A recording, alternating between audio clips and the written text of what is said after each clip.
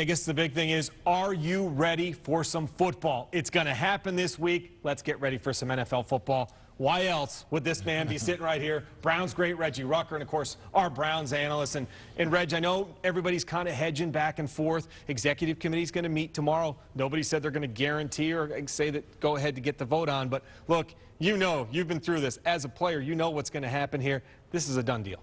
Well, I'm going to be one that's going to go out and say that if the player rep recommends to the players on his team that they accept the deal, they're going to accept it. You know, he's the only guy that's been there, been in negotiations, been in the room with the negotiators, heard all of the both sides, and knows what the NFLPA leadership wants to do.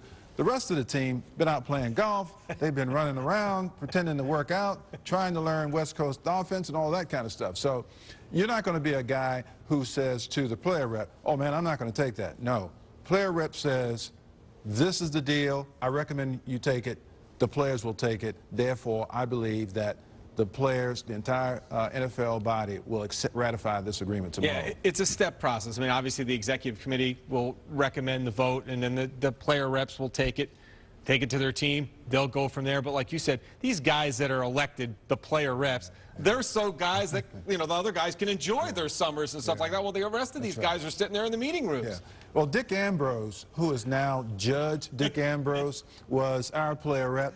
And that guy has credibility. You know, we knew he was going to be a lawyer. So those guys are very well respected for their intellect, for their ability to make logic out of things. And so, once again, I mean, this is going to be a done deal tomorrow, and we're going to get to some football.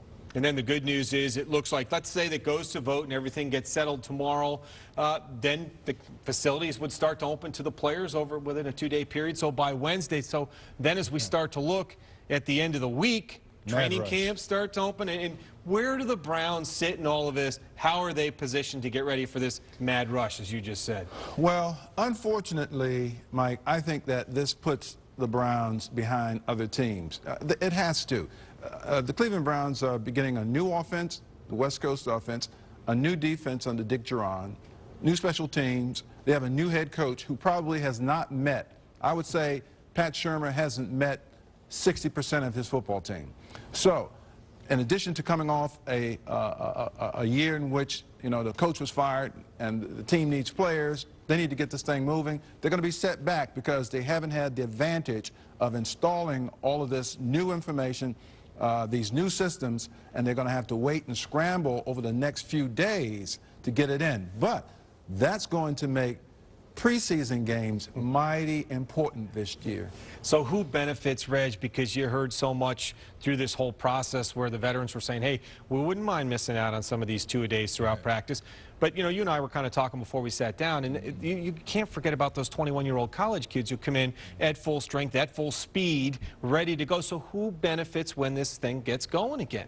I think, as you said, I think some of those youngsters who are going to be in tip-top shape, who probably have been busting their tail in this heat, getting ready. I mean, because in training and getting ready for NFL camps, run, and then run some more. Now, is a veteran going to do that who thinks that he understands and knows how to pace himself, and with experience, he's going to be able to get by? No, I think this is going to be, this deal is going to be very hard on second-teamers and third-teamers who are right on the line there of making the team.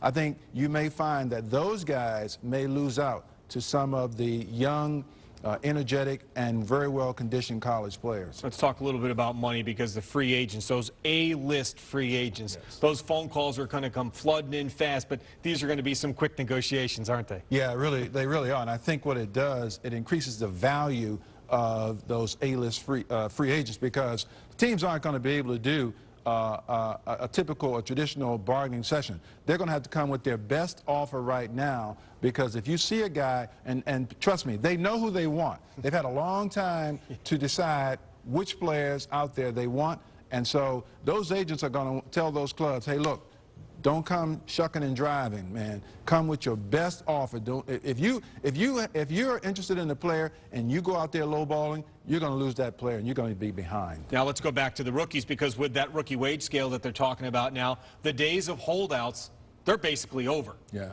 Yeah, well, you're slotted now.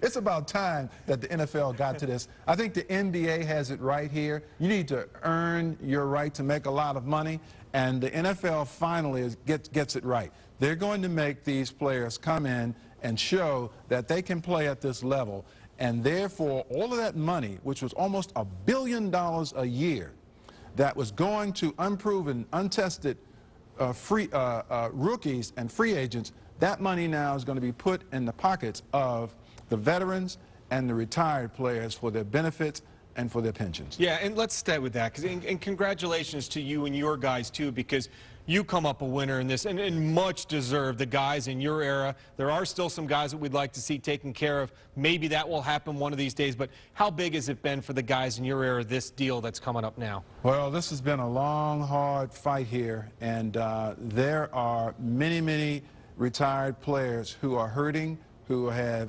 tremendous medical bills, and they have just exhausted their resources paying for injuries that are a result of them playing in the National Football League. So finally we get to a position where players are going to have a better pension. I'm not going to say the best pension, but perhaps what we were striving for was a livable pension.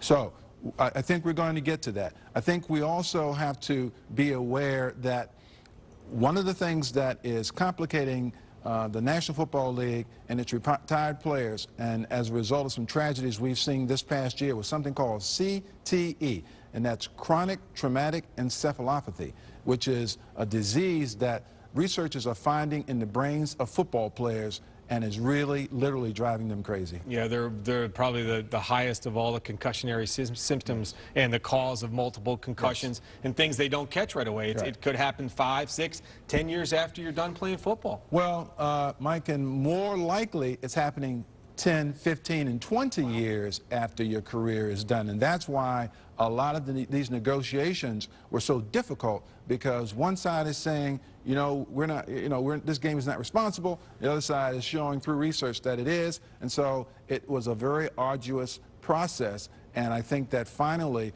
they've gotten it right. They're on the right track. There's still more to be done for the retired players, but at least this is a step in the right direction.